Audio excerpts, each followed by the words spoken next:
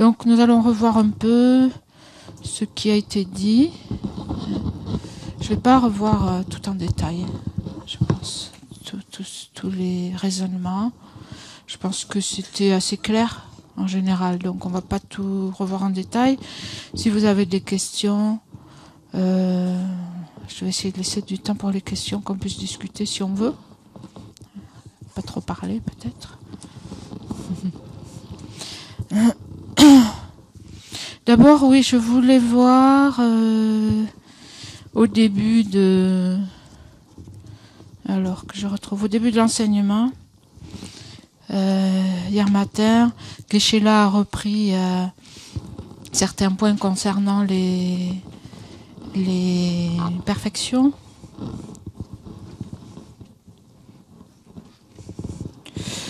Oui, vous vous rappelez ces perfections.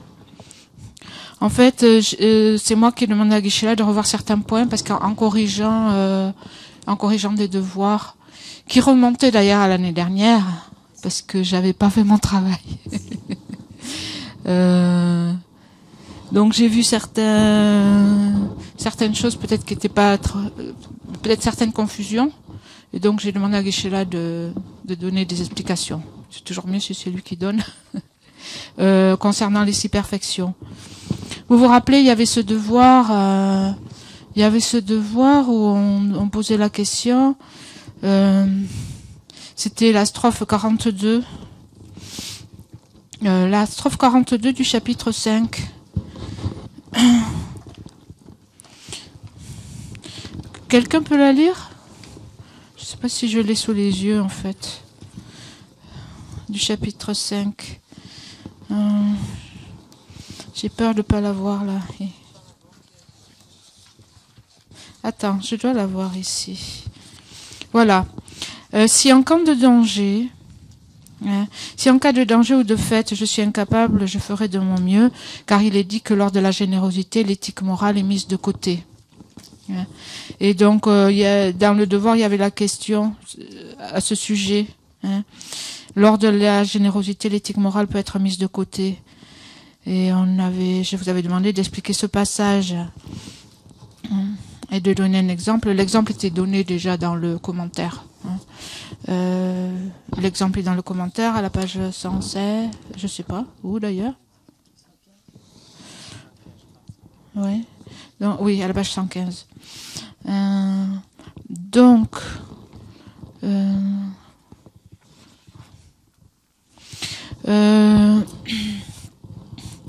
oui, ici en fait, si je relis un petit peu le commentaire, en cas de danger pour sa propre vie, en cas de fête, à l'occasion dans lequel des offrandes aux 3 joyaux ou autres célébrations ont lieu, si je suis incapable de maintenir, ici on a parlé des 6 perfections, si je suis incapable de tenir en même temps la générosité, parce que participer à des fêtes ou participer par exemple, ou en cas de danger, ou en cas participer à des fêtes. Donc je peux pratiquer la générosité et donc mettre de côté l'éthique. Ça ne veut pas dire mettre de côté complètement l'éthique. Hein. Ici, il faut voir la situation. Hein. Si je suis incapable de maintenir les comportements extrêmement subtils de mon corps et de mon esprit, je ferai de mon mieux. Hein. Au moment de la générosité, l'éthique morale étant résorbée, mettez-la de côté. On ne peut accomplir les 2 simultanément. Si l'on ne peut accomplir les 2 simultanément, lorsqu'on s'entraîne principalement à la générosité, dans l'incapacité de s'adonner aux subtilités, elles sont mises de côté. Parce que quelquefois, c'est possible donc de comprendre, de pas bien comprendre, et de dire que quand on pratique la générosité, que c'est toujours le cas. Il faut voir les subtilités un peu de ce qui est indiqué. C'est-à-dire, ça veut pas dire que, donc, je veux dire, il y a des gens qui en ont déduit pratiquement que quand on fait la générosité, on fait que ça, et que on parfait les perfections une à une. Donc c'est pas le cas. Donc, quelquefois, ben, c'est un peu normal quand on connaît pas trop les enseignements, on peut arriver à faire des généralités et on voit pas les subtilités. C'est pour ça que j'avais demandé à Geshe-la de reparler un peu des six perfections. Et donc on s'entraîne progressivement, une à une, mais pour les compléter, pour compléter une, il faut compléter les six. En fait, quand est-ce qu'on arrive à la perfection, aux perfections? Oui, c'est quand on devient un Bouddha. Hein. Quand on devient un Bouddha, on parachève les perfections, les six en même temps, en fait. Hein. Et ça ne veut pas dire non plus qu'il faille juste pratiquer une par une, parce qu'on dit en fait que dans chacune, on essaie de pratiquer les six. Hein. Donc ici, c'est le cas où, donc dans certains cas, on mettra un peu l'éthique de côté pour en voyant ce qui est important. Hein. Donc c'était juste pour préciser. Hein. C'est clair? Donc on s'entraîne. Quand on s'entraîne, ça peut être progressif, ça peut être on met l'accent sur quelque chose parce qu'on peut pas tout faire en même temps. Mais pour les compléter, on parachève les six en même temps. Et puis il y avait aussi une question sur l'éthique. Parce qu'il y avait un devoir aussi où on avait parlé de l'éthique. Donc, soit dit en passant, dans le Bodhisattva Charyavatara, on parle des six perfections. Donc, il y a je sais plus quel chapitre d'ailleurs. Le premier chapitre, ou dans les premiers chapitres, on parle de la générosité. Et ensuite, il y a les chapitres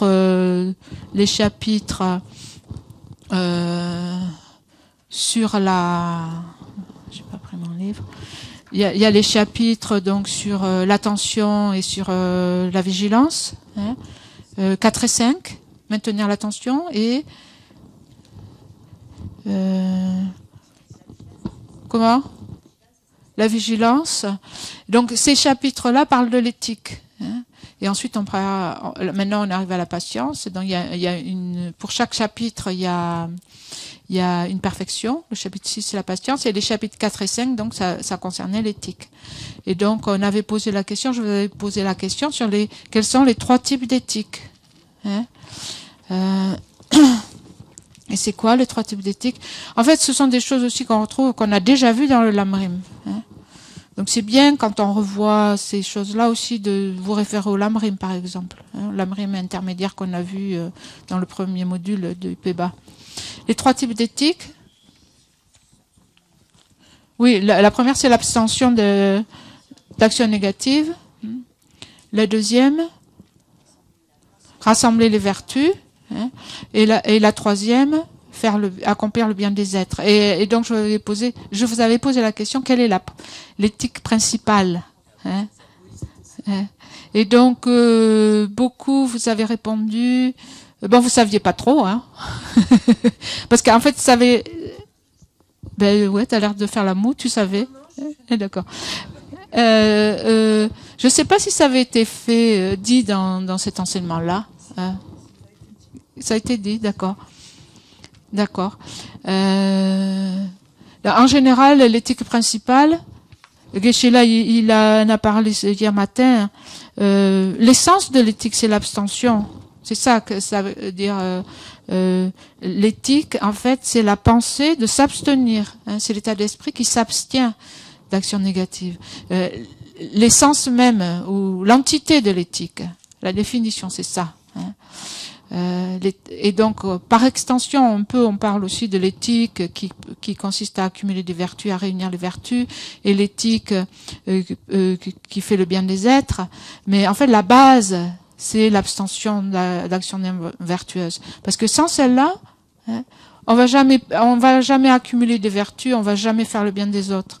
Et on va jamais faire même le bien pour soi-même. On est complètement bloqué. Donc la base de l'éthique, la pratique essentielle, c'est celle-là. Hein. C'est l'éthique qui est l'abstention, le fait de s'abstenir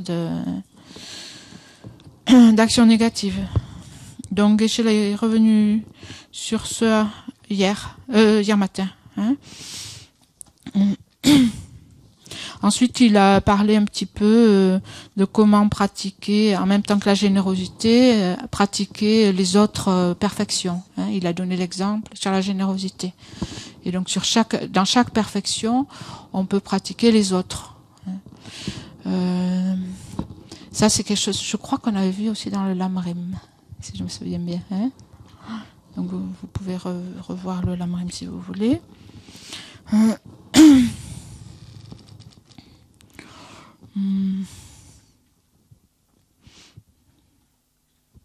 Donc il y avait ces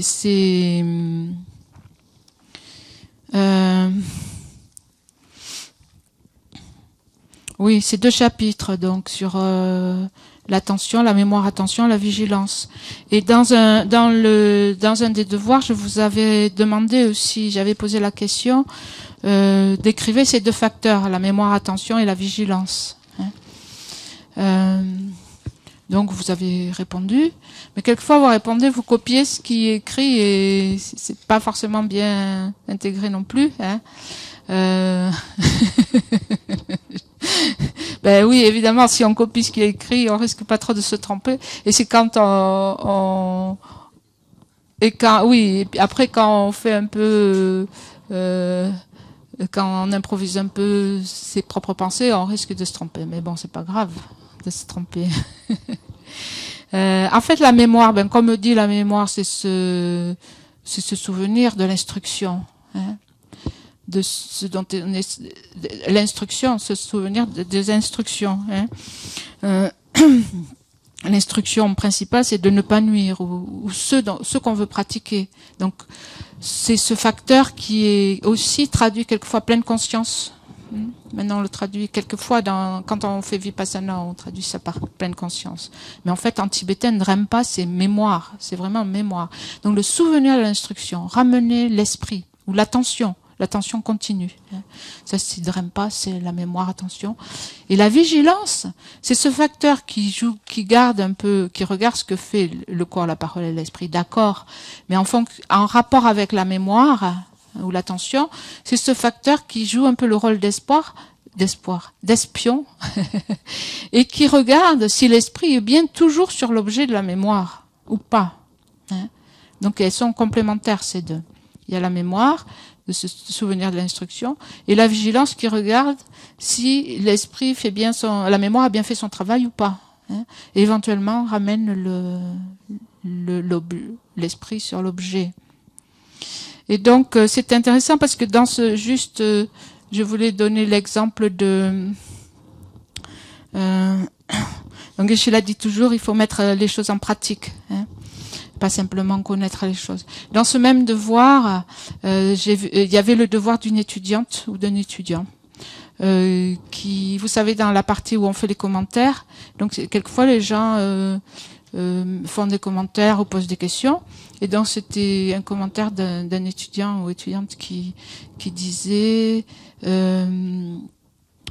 que par rapport à l'éthique, hein, on demande aussi de noter l'éthique, c'est-à-dire de prendre une résolution le matin, hein, de suivre une certaine conduite, et puis après de voir comment on s'est comporté pendant la journée. Et il y a une étudiante qui écrit et qui dit malgré les bonnes résolutions que je prends le matin, en fait, j'oublie tout pendant la journée, j'arrive pas à les tenir. Comment faire? Et donc j'ai trouvé ça très mignon. Et je veux pas critiquer parce que bon, c'est très bien, ça montre que la personne essaie de faire un travail. Hein. Mais la réponse, elle est où? Elle est là, juste dans le devoir. La mémoire, hein, l'attention et la vigilance. Hein. Appliquer la mémoire et la vigilance, c'est ça que ça veut dire. Hein. La mémoire, c'est se remémorer l'instruction. Donc, si le matin vous prenez la résolution de faire un certain travail, donc la mémoire pendant la journée, ça va être ça. Hein. Et la vigilance, ça va être ça. L'esprit qui va voir si on est bien toujours dans l'attention ou pas. Après, c'est vrai qu'on peut utiliser des moyens. Par exemple, quelquefois, on peut, par exemple, mémoriser certaines phrases et se les répéter, ou alors se faire des notes. Lama Zopa Rinpoche a dit, a conseillé par exemple de faire ça. On le fait quelquefois ici, je ne sais pas si ça y est toujours. C'est-à-dire ici il y a tellement de choses sur les murs que finalement, je ne sais pas si on les voit, mais de mettre par exemple des rappels, par exemple sans colère il n'y a pas d'ennemi. Ou moins de désir, moins de souffrance. Et donc on peut avoir des slogans comme ça, les slogans de la transformation de l'esprit, quelque chose qui vous inspire et que vous voulez pratiquer, et vous pouvez l'écrire sous forme de slogan et en faire une affiche qui est sous vos yeux, par exemple. Ça c'est une façon de faire. Par exemple aussi, il y a une façon de faire, quelquefois, il y a des applications sur Internet, si vous travaillez sur un ordinateur, de faire sonner la cloche, Mindfulness Bell. En fait, c'est gratuit sur Internet, vous allez voir un Mindfulness Bell, et vous pouvez régler, en fait, la cloche, c'est une cloche très agréable d'ailleurs. Vous pouvez la faire sonner tous les quarts d'heure, toutes les demi-heures, toutes les heures. Oui? Oui, en fait, c'est ça qu'ils utilisent. Par exemple, chez Thich Nhat Hanh, ils utilisent enfin, je ne suis pas allée chez Thich Nhat Hanh, mais j'ai entendu la cloche sonne à intervalles toutes les heures ou à intervalles réguliers, et tout s'arrête et on se remémore en fait l'objet de notre pratique. Donc c'est quelque chose qu'on peut faire. Ouais. Donc voilà, et mettre en pratique. C'était juste comment faire. C'est juste là. Ouais. Et c'est intéressant, parmi les choses aussi que Geshe l'a dites, bon, vous l'avez entendu, c'est pas difficile à comprendre, mais je le répète quand même. Je le répète quand même parce que quelquefois ça m'est arrivé de traduire pour Geshe-la pendant des entretiens. Et en fait, quand Geshe-la dit ça, c'est des choses qu'il entend. Quand des gens viennent demander des conseils, et quand Geshe-la dit il faudrait faire ceci, il faudrait faire cela, les gens disent mais je sais. Je sais, parce qu'évidemment, les gens entendent des conseils, et bien sûr, on sait. Le problème, c'est qu'on ne met pas en pratique, sinon on ne viendrait pas avec notre problème. Si on vient voir le lama parce qu'on a un problème, on demande un conseil. Et quelquefois, le problème, c'est qu'on vient demander un conseil, mais on n'écoute pas. On ne sait pas écouter ce que dit le lama. Et donc, je pense que Geshe-la, il pointait un peu le fait que, oui, on sait intellectuellement. On croit savoir, on a déjà entendu, mais on le sait pas intimement, on l'a pas intégré. Parce que et bon, le but de réentendre, réécouter, c'est vraiment pour absorber à l'intérieur, pour transformer l'esprit et arriver à mettre en pratique ces choses qui vont nous aider à résoudre nos problèmes. Et c'est là que bon, il a aussi encore cité l'exemple tibétain. Pour la personne, donc Valérie a traduit, quelqu'un de laxe, c'est-à-dire qui met pas en pratique. Quelquefois, on dit aussi quelqu'un qui est dur, en fait, qui est endurci. Le dharma ne va pas pouvoir aider ou pacifier l'esprit de la personne qui est laxe, c'est-à-dire qui met pas en pratique, ou qui est endurci parce que on l'a entendu déjà, donc on sait, mais ça pénètre pas à l'intérieur. Et donc c'est l'exemple les Tibétains apparemment ils ont un sac en cuir qui contient le beurre. Le beurre normalement c'est fait pour assouplir le cuir, mais ce sac en cuir en fait il est tellement dur, il est très dur. Paradoxalement, puisque normalement le beurre ça sert à assouplir, mais ce sac-là il est devenu très dur. Et donc on peut être comme un sac en cuir très dur. on a beaucoup de connaissances, mais la connaissance elle a plus prise sur notre esprit. Donc pas être comme ça.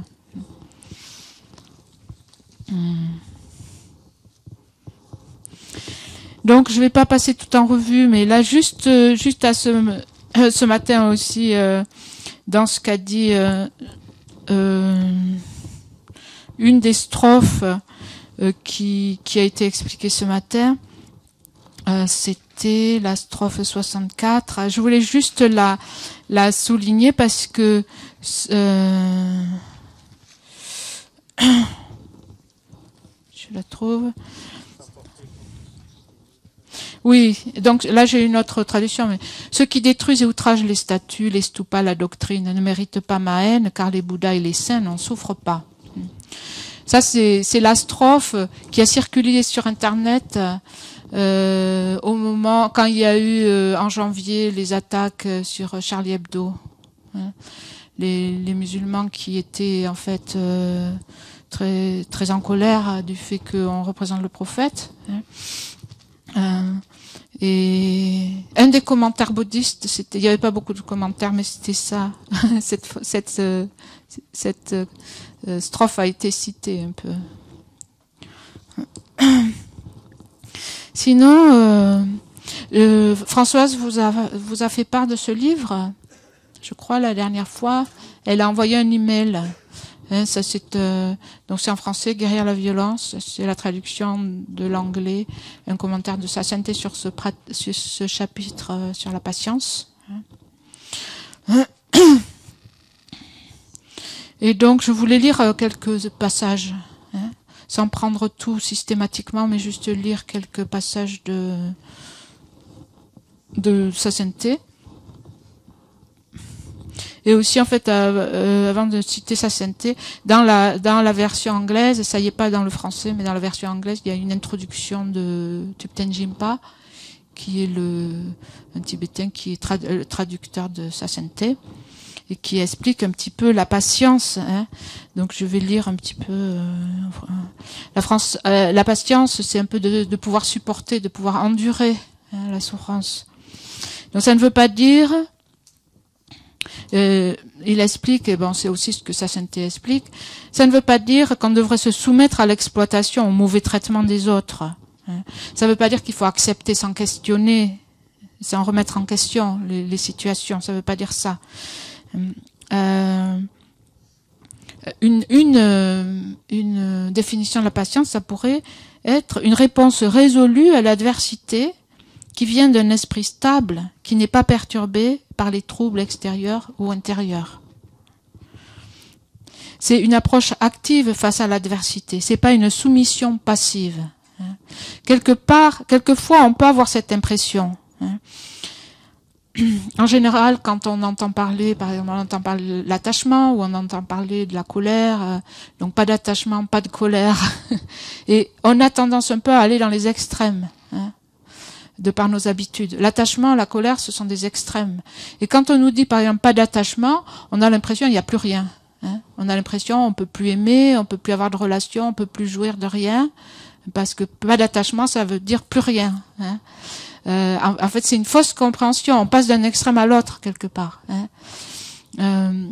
C'est juste l'attitude. C'est une attitude. Pas d'attachement, ça veut dire en fait pas saisir les choses, hein. Être plus cool par rapport aux choses, lâcher prise sur les choses. Ça veut pas dire qu'on s'implique pas. Hein. Le non-attachement, ça veut pas dire l'indifférence. Ça veut pas dire qu'on s'implique pas dans les relations avec les choses. Et donc, avec la colère, c'est un peu pareil. Quand on dit pas de colère. Peut-être pas tout le monde, mais il y a des gens qui disent mais alors on peut plus rien faire. On peut plus rien faire parce que quelque part on a l'habitude un peu justement de réagir et la colère ça nous donne un peu du punch pour se défendre en fait ou pour faire quelque chose. Et on a l'impression, on peut avoir l'impression que sans colère, eh ben on va être des tapis, hein, carpet. Hein, on va en fait se laisser faire et tout laisser faire et se soumettre en fait. Hein. Donc c'est une mauvaise compréhension. C'est aussi d'aller d'un extrême à l'autre. Hein. Si on nous enlève ça, finalement il n'y a plus autre chose, il n'y a plus rien. Tu vois. Donc c'est pas une soumission, c'est une approche active. On adopte une certaine position volontairement. C'est une attitude qui est le fruit d'une transformation intérieure. En général, d'ailleurs, quand on parle de la patience, on ne sait pas trop ce que c'est la patience. Quand on dit on est patient, hein, qu'est-ce que ça veut dire? Ça veut dire on se range le frein, non? Hein? Quand on dit on est patient, c'est pas ça. Souvent, enfin, peut-être pas tout le monde, mais être patient, souvent, ça veut dire bon, je me tiens, je réagis pas.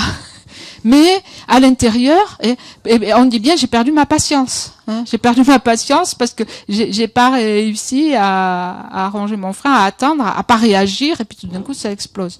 Et ça veut dire, ça montre quoi? Qu'en fait, c'est pas de la vraie patience. Hein, C'est pas ça la patience, c'est juste de se bloquer pour pas réagir. Hein. C'est une attitude qui vient d'une transformation intérieure. Hein.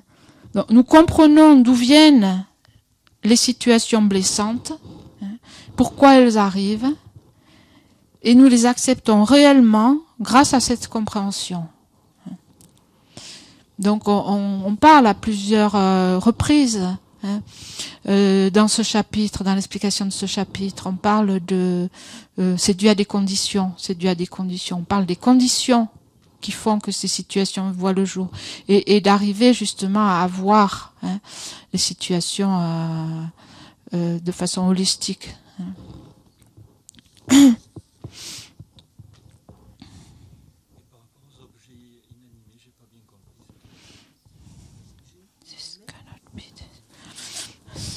Par rapport aux objets inanimés. Geshe l'a dit, en général, on se met en colère envers les êtres animés et pas envers les choses. Parce que c'est un peu idiot de se mettre en colère envers les choses. C'est vrai que ça arrive. Ouais. En même temps, il a dit que ça arrive. C'est vrai, on peut donner un coup de pied à sa voiture. Et c'est un peu idiot, il disait, parce que. Mais bon, c'est à voir. Est-ce que. Ouais. Ouais. Attends. Donc, par exemple, il disait, tiens, tu le mets ouvert, s'il te plaît. Ouais.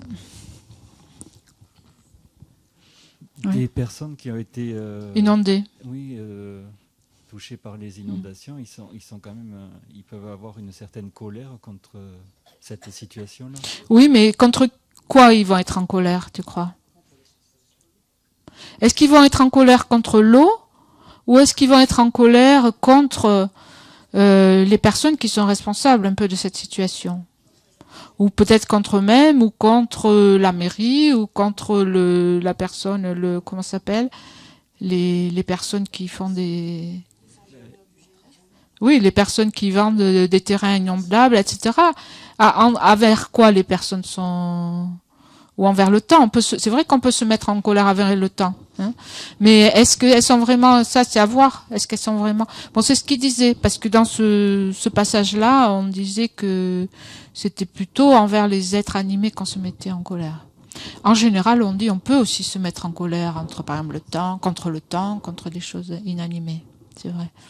Mais la plupart du temps, apparemment, ça serait contre des êtres. À voir. Par exemple, dans ce cas d'inondation, je pense pas que les gens soient plutôt en colère contre l'eau.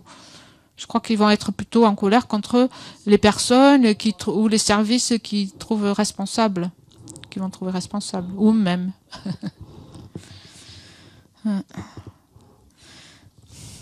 Donc, donc il y a les 3 types de patience. Hein.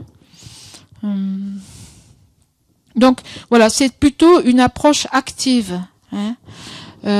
Si on peut trouver une solution, bien sûr, ça ne veut pas dire qu'on va rien faire. Si on peut parler aux gens, si on peut changer la situation, mais c'est plutôt quand on peut pas, quand il n'y a rien à faire, à ce moment-là, il faut accepter, hein, et pas se mettre dans tous ces états, se faire souffrir en plus de la souffrance. Hein.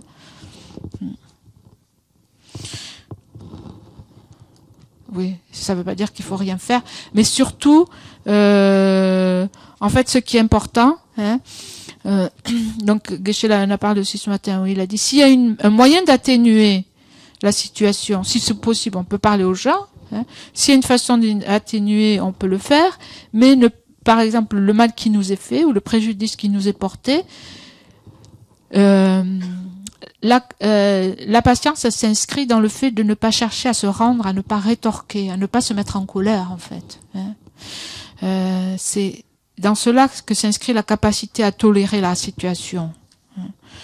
À voir, oui, s'il n'y a rien à faire, ne pas... voir que se mettre en colère, en fait, ça va rien servir, ça va servir à rien. Parce que souvent, le mal est déjà fait, déjà. Hein. Et bon, si on veut parler à quelqu'un, on sera en meilleure posture si on n'est pas en colère. Hein. Parce que si on parle avec la colère, déjà, ça va provoquer la colère de l'autre, etc. Ça fait escalader les conflits. On sera plus fort si on est calme. Mais quelquefois, on a l'impression justement la colère, elle va nous donner de la force, hein, parce qu'elle va nous défendre en fait. Donc il y a les trois types de patience. Hein. Donc la première qui consiste en fait à accepter volontairement la souffrance. Si on regarde d'ailleurs un petit peu, on peut regarder un petit peu j'aime bien l'économie du commentaire. Hein. C'est là qu'on voit en fait les divisions, etc. Hein. Pour récapituler un petit peu, où c'est qu'on en est, à la page 21, on a cette division « Arrêter la colère envers ce que l'on ne veut pas ». En fait, il y a « Arrêter la colère envers ce que l'on ne veut pas », qui commence à la strophe 12. Et puis après, il y a à arrêter la colère envers ce qui fait obstacle à ce que l'on veut. En fait, on dit la colère vient souvent de l'attachement, parce qu'on veut que les choses soient d'une certaine façon. Et donc, s'il y a des choses que je veux pas qui arrivent, je vais être en colère. Et puis après, s'il y a des obstacles à ce que je veux, je vais être en colère. Donc, les obstacles, ça commence à la strophe 87. On n'y est pas encore. Hein. Mais là, on est dans arrêter la colère envers ce que l'on ne veut pas. Et donc là, il y a arrêter la colère envers ceux qui m'offensent. Ensuite, il y a arrêter la colère envers ceux qui offensent mes amis. Et on a commencé ça ce matin, si vous vous rappelez bien, avec la strophe 64. Arrêter la colère envers ceux qui offensent mes amis. Et après, il y a arrêter la colère envers ceux qui sont bienveillants à l'égard de mes ennemis. Hein. Mais bon, tout ce qu'on a fait là, c'est arrêter la colère envers ceux qui m'offensent. Et là, on a vu les trois types de souffrance. Hein. Cultiver la patience qui accepte délibérément les souffrances, celle qui est résolue à contempler la doctrine. Et ensuite, c'est la patience envers ceux qui m'offensent. Hein. Cultiver la patience qui est indifférente à l'hostilité, c'est-à-dire le mal qui vient des autres, de l'hostilité des autres personnes. Hein. Ça, c'est les trois types. Et une chose qui est intéressante de voir, c'est qu'ici, le deuxième type de patience, il est défini quelquefois de façon différente. Hein. Quelquefois, vous avez entendu déjà vous avez une idée, non? Quelquefois, la patience, donc la patience qui est résolue à contempler la doctrine. Quelquefois, la deuxième, on dit que ce type de patience, c'est la patience qu'il faut en pratiquant le dharma. Parce qu'en pratiquant le dharma, il y a un certain niveau de souffrance qui peut surgir, ça implique un certain niveau de souffrance, il faut faire des efforts, etc. Et donc la patience envers ça, c'est ce deuxième type de souffrance, hein, quelquefois on dit. Quelquefois on dit aussi, c'est la patience qui peut tolérer, qui peut supporter la vacuité, hein, la vérité de la vacuité, ne pas avoir peur quand on réalise la vacuité. Quelquefois c'est défini comme ça. Mais ici, c'est défini de façon particulière. La façon dont Thupten Jinpa l'écrit là, c'est la patience qui résulte du fait de réfléchir à la nature de la réalité. Et si vous vous rappelez, c'est bien ça qu'on a vu. Hein, la patience qui vient du fait de penser à l'interdépendance, au fait qu'il n'y a pas de soi, que les choses sont dépendantes, etc. Donc en pensant à l'incité, à la réalité, hein, à la nature de la réalité, à la vacuité, c'est quelque chose qui va nous aider à pratiquer la patience. En fait, ici, dans ce texte, c'est comme ça que c'est présenté.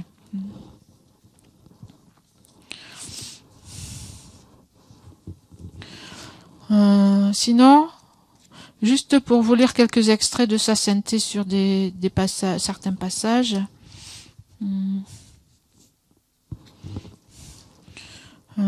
Que l'on a vu. On a commencé aujourd'hui avec la strophe 42.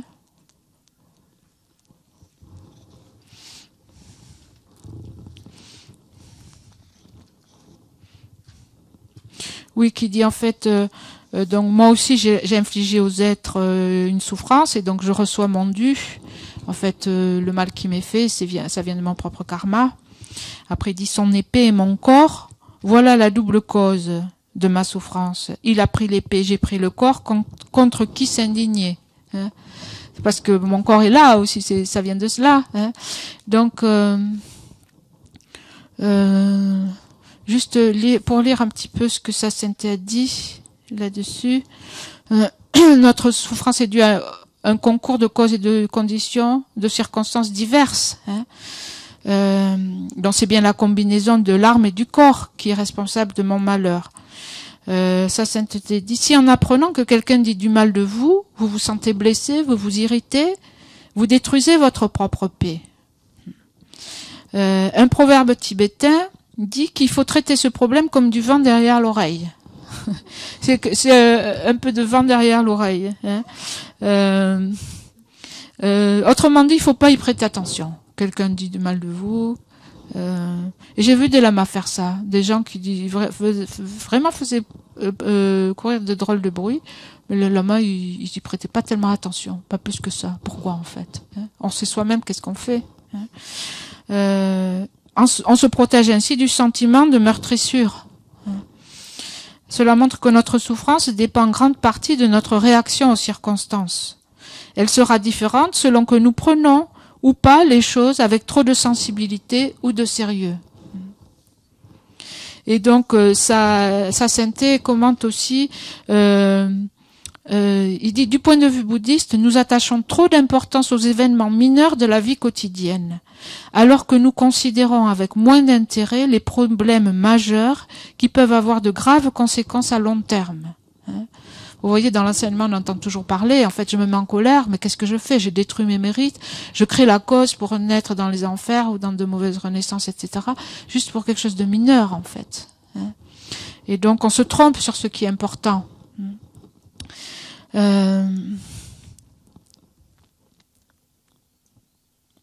C'est pourquoi les textes bouddhistes qualifient de puérils les gens ordinaires tels que nous, hein.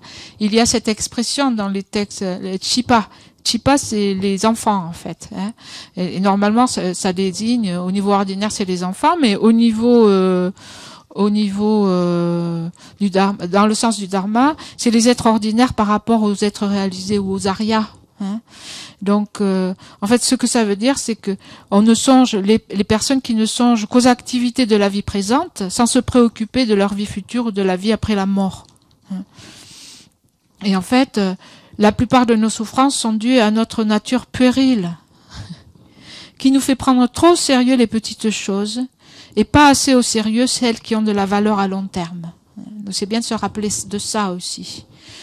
De voir comment les aryas et les êtres sages, saints, voient nos circonstances et arriver un peu à prendre un peu de recul par rapport aux circonstances de notre vie quelquefois, hein. On est très sensible, quelquefois on s'emporte pour pas grand-chose dans la vie quotidienne. Vous n'êtes pas d'accord? Ça arrive, hein. Essayez de se souvenir de ça. Ici, sa sainteté dit, il donne l'exemple de la guerre du Golfe avec Saddam Hussein, parce que c'était à l'époque, je suppose, qu'il a fait ce commentaire, hein, à l'époque de Saddam Hussein. Sa sainteté dit, beaucoup ont attribué à Saddam Hussein la responsabilité du conflit. Mais comme je l'ai répété à plusieurs occasions, ce n'est pas très juste. Dans ce cas, j'éprouve réellement de la compassion pour Saddam Hussein. Bien sûr, c'est un dictateur. Bien sûr, il est coupable de nombreux méfaits. Mais il dit, sans équipement militaire, une armée ne peut guère faire de mal. Cet équipement, c'est pas lui qui l'a fabriqué. Cet équipement, il vient de nombreux pays, et de nombreux pays ont leur part de responsabilité. Notre tendance naturelle est de rejeter la faute sur les autres, sur une cause extérieure. Nous nous focalisons sur un seul élément et nous essayons de nous décharger sur lui de toute responsabilité. Donc c'est toujours pareil, voir. Donc ça, on peut voir aussi partout dans les conflits dans le monde, hein. Bien sûr, il y a des méchants, il y a la faute, hein, sur certains groupes. On peut mettre la faute sur certains groupes, mais en fait, on est aussi fait partie du problème. Donc c'est ce que nous devons faire, c'est considérer la situation de façon holistique, globale, de voir que de nombreux éléments entrent en jeu. Donc on revient toujours à à l'interdépendance, hein, que ce soit les situations dans le monde ou notre propre situation aussi. Hein. Elle est due à un ensemble de facteurs et nous avons aussi notre responsabilité. Et donc, quand la situation est telle qu'elle est, même si elle est désagréable, il faut l'accepter. Hein. On fait ce qu'on peut. Hein, comme dit Shantideva, bien sûr, vous le savez. S'il y a une solution, pourquoi s'en faire? S'il n'y a pas de solution, pourquoi s'en faire? Tout revient toujours là, en fait. Hein. On peut essayer de faire, mais pas trop s'accrocher. Si on peut rien faire, il faut supporter dans le sens, il faut accepter. Mais accepter vraiment. C'est ça la transformation intérieure qui donne lieu à la patience. Et donc, sa sainteté aussi ici parle de l'exemple entre les Tibétains et les Chinois. Hein. Et il dit que du côté tibétain, il y a un grand nombre de facteurs qui ont contribué à créer la situation tragique que l'on voit aujourd'hui. Et il est injuste de rejeter toute la faute sur les Chinois. Prenons du recul, examinons de façon honnête notre situation, quelle qu'elle soit, et nous découvrons que nous sommes en grande partie responsables. Ce matin, il y a quelqu'un c'est ce matin ou hier? Ah oui, vous en avez parlé. Quelqu'un a posé la question à Geshe-la aussi. Hein. Et c'est marrant parce que c'est quelqu'un... Je l'avais entendu cette question déjà. Donc c'est une question qui revient. Et la personne peut-être a finalement pu la poser à Geshe-la. Vous avez vu ce qu'il a dit? Il a dit la dernière manifestation, il a aussi... il était dans la rue. Hein. Mais sans animosité.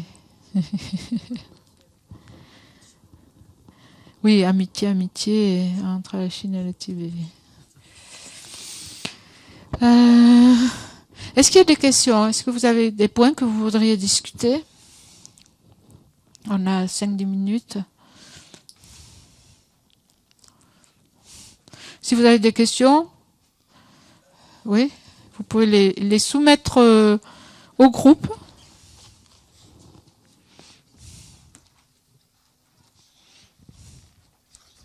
Ça marche. Oui.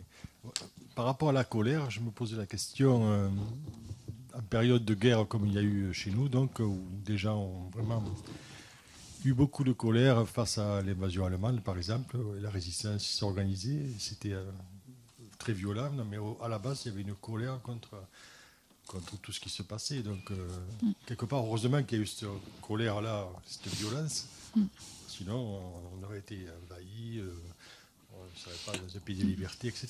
Parce que des fois, les colères ou même le meurtre, je me dis, avoir les gens qui ont voulu tuer Hitler, s'ils avaient pu le tuer, pourtant c'est un acte grave. Oui, bon, on a bien vu aussi cet exemple, par exemple, dans une des strophes, d'une des vies passées du Bouddha, quand il était un bodhisattva sur un navire, où il a vu que le capitaine du navire, en fait, avait l'intention de tuer 500 marchands qui étaient dans le navire, pour emparer de leurs biens, et que mu par la compassion, il a tué cette personne en prenant sur lui les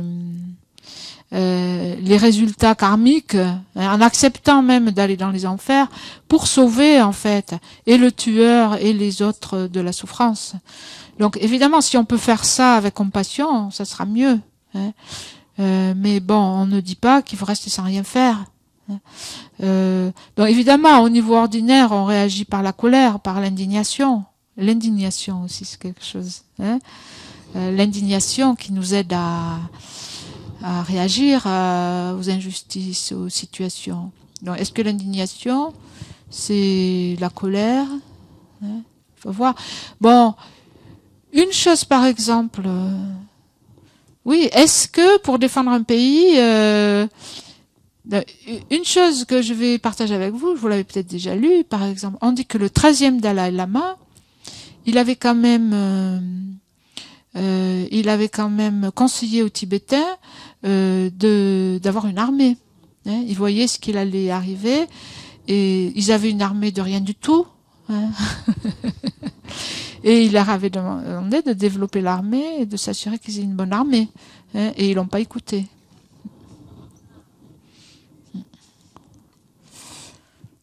Ouais. Donc c'est sûr que c'est toujours pareil. C'est vrai que si on peut réagir aux choses sans colère et sans haine, parce que la colère, vu le résultat, la colère et la haine, c'est de détruire. Vous avez vu, si par exemple vous faites de la méditation comme on l'a fait tout à l'heure, essayez de ressentir cet état d'esprit. Hein. C'est un état d'esprit quand même dur. Hein. Vous voyez que c'est pas un état d'esprit. Est-ce que c'est un état d'esprit qui peut donner des résultats bons, positifs? Cet état d'esprit en lui-même. Hein. Donc on dit que les résultats de la colère, c'est négatif, ça détruit les mérites et ça précipite dans des mauvaises renaissances. Maintenant, nos actions, souvent, elles sont mélangées. Hein. C'est comme l'amour, l'attachement sont mélangés, et donc la colère ou la haine, après, ça peut être mélangé aussi, et pas forcément... hein. Donc après, il y a des situations aussi... Ça, Sainte en parle et il y a le livre aussi de Mathieu Ricard. Je suis en train de le lire, j'ai pas tout lu. Plaidoyer pour l'altruisme. Hein. Il parle beaucoup de ces situations de guerre, par exemple. Et donc, dans ces situations, par exemple, où il y a eu un génocide, il y a beaucoup de gens qui étaient impliqués dans le génocide et qui n'avaient pas vraiment la motivation non plus. Hein. Donc, ça dit, normalement, on fait la différence entre les actions qui sont produites avec une forte motivation ou sans motivation. On peut faire des actions aussi sans avoir vraiment la motivation. Donc il y a des différences dans tout ça. Et les gens qui se sont retrouvés, justement pendant la guerre, hein, c'est incroyable, à tuer comme ça tant de personnes. Hein. Pardon ? Vous voulez bien parler dans le micro? Face au fanatisme religieux, quelle attitude avoir quand on est dans le Dharma? Quand on voit ce qui se passe, les massacres, les menaces. Oui, toujours. Ouais. Voilà. Oui, toujours pareil. Si on peut faire quelque chose, je veux dire, c'est dit dans l'enseignement, je pense. Hein. Voir les défauts de la colère, de la haine, voir dans quelle souffrance se précipitent aussi ces personnes-là. Hein. Avoir la compassion. Mais la compassion, ça n'empêche pas de prendre de mener une action aussi. Et toujours on dit, la paix, ça commence par soi-même. De toute façon, sa sainteté aussi le dit bien, l'action pour être bénéfique aux autres, elle commence par soi-même. Elle commence par le travail intérieur et transformer nous-mêmes nos attitudes. Parce qu'on peut militer pour la paix dans le monde, mais si nous, on a toujours la haine et toujours la colère, etc., donc on ne met pas en pratique ce dont pourquoi on milite. Donc si on milite contre la violence et avec colère, ça ne fait que augmenter la violence dans le monde. Donc une action bien placée, disons, elle va commencer par le fait de travailler sur soi-même. Mais on peut travailler sur soi-même avec le travail sur soi-même, il se répercute aussi autour de nous. Et donc on peut aussi le faire avec l'intention d'être bénéfique au plus grand nombre et que notre travail se répercute aussi sur les autres, dans notre entourage et au-delà. Tu veux parler, s'il te plaît, dans le micro? Merci. Allô? Voilà. Je voulais dire, il y a l'éthique, il y a un exemple, moi, qui m'a beaucoup frappé quand je l'ai lu, dans les mémoires de Gandhi. C'est que lorsqu'il était, son mouvement était très fort lancé pour reconquérir son pays par la non-violence active, la Deuxième Guerre mondiale a été déclarée. Et il a décidé de tout arrêter, toute action, et de les reporter à la paix revenue. Parce que son éthique disait que de toute façon, on n'allait pas abattre un ennemi qui a lui-même choisi, disons, le camp le bon côté, le plus juste.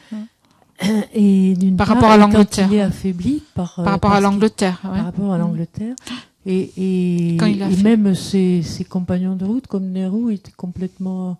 Ils disaient, mais t'es fou, enfin, c'est le moment d'attaquer. Quand ils sont faibles. Quand ils sont faibles, ils disent, non, mais ça c'est pas possible. Ils ne l'ont pas fait. Ils ont tout arrêté. Donc ça, c'est quelque chose qui est extraordinairement cette grande patience de l'éthique.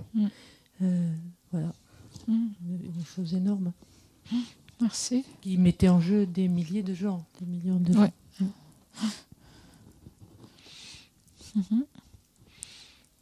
Est-ce que quelqu'un d'autre veut répondre ou a quelque chose à dire à ce sujet? Oui, prenez le micro. Vas-y, vas-y. Non, c'est pas moi. Non, c'est au fond, au fond.